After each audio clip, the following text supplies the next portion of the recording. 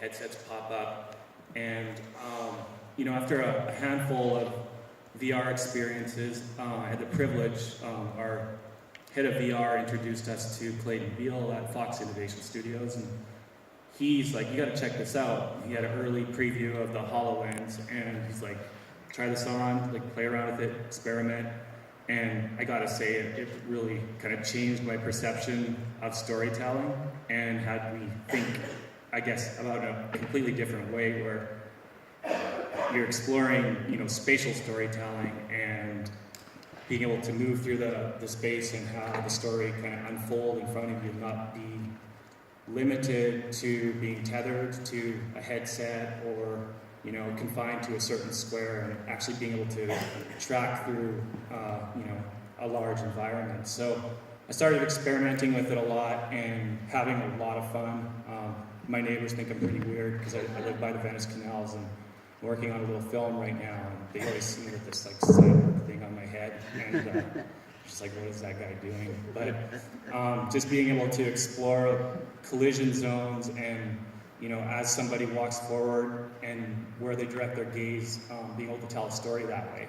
So what sort of started off as experiments translated into an actual project for the company I'm at. Intel came to us and they said, how are we going to tell the story of our autonomous technology, like how we're powering automated driving? And I just got to do it through HoloLens. We got to do it through augmented reality, because the premise was they wanted to have a BMW i8 kind of as the centerpiece of the experience, and then tell the story on how 4G is getting sent to the cloud, the car's collecting data, basically a whole kind of holographic narrative. So we pitched an idea to them, and they absolutely loved it. They're like, okay, let's do this.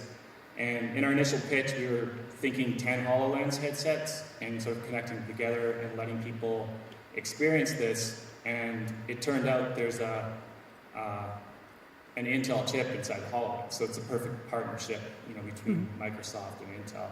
So they're like, well, how about we give you 40? What can you do with those? And I'm like, damn. It was really exciting.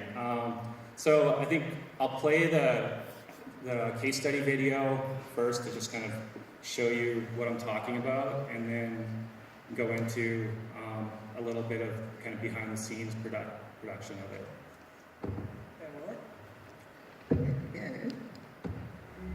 Cars that drive themselves. They're closer to becoming a reality than ever before. How do you tell a story of something your eyes can't see? We teamed up with Intel to demonstrate its autonomous driving technology through an augmented reality experience like no other. For 50 years, Consumer Electronics Show has been the launchpad for world-changing innovation and technology. Through the use of HoloLens headsets and precision mapping onto the physical world, we created a mixed reality experience to show how Intel powers autonomous driving.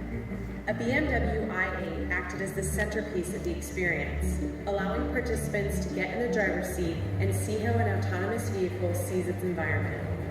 3 transparent OLEDs around the car depicted the pillars of Intel's platform: car, cloud, and connectivity. Through holographic storytelling, we showed participants firsthand how the car senses its environment, collects and sends data, and connects with infrastructure.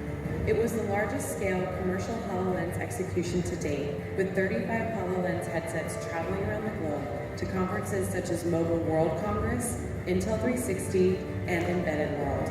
Thousands of attendees participated, highlighting Intel as a leader in autonomous driving technology. The experience produced a 49% lift in brand perception for Intel's automated driving offering, giving everyone the opportunity to ride along for a truly innovative experience. So it was cool to see Shaq try to fit a HoloLens on his head and trip out and see holograms. That was like kind of what really made it for me. I think the biggest thing, in producing that and directing it was just being able to understand the limitations of the technology, educating the client in what exactly where AR technology is right now. You're still looking at a 45-degree field of view. So you're kind of looking through a window, and you have to design around those limitations. And then also understanding how you can precisionally map holograms to a physical object in a sort of mixed reality facet.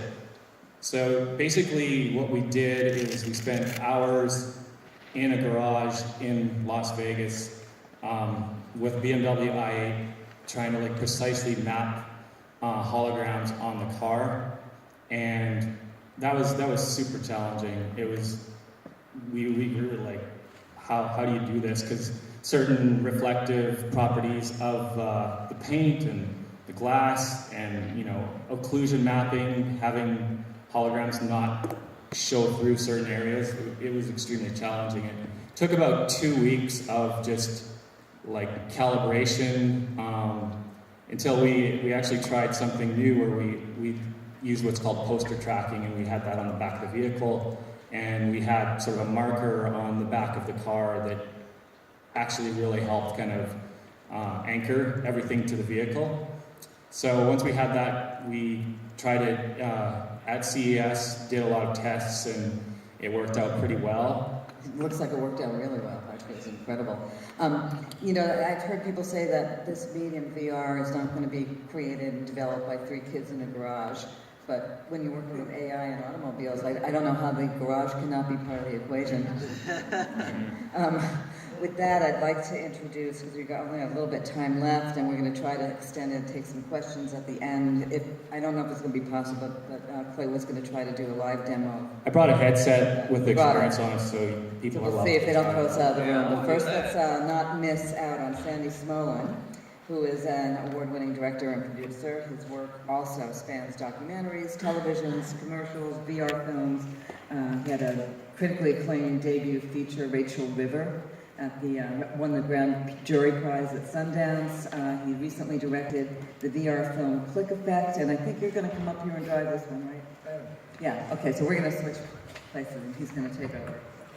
So you just we can get out of that, and we can, I already blew up, and it seemed to have kept its place.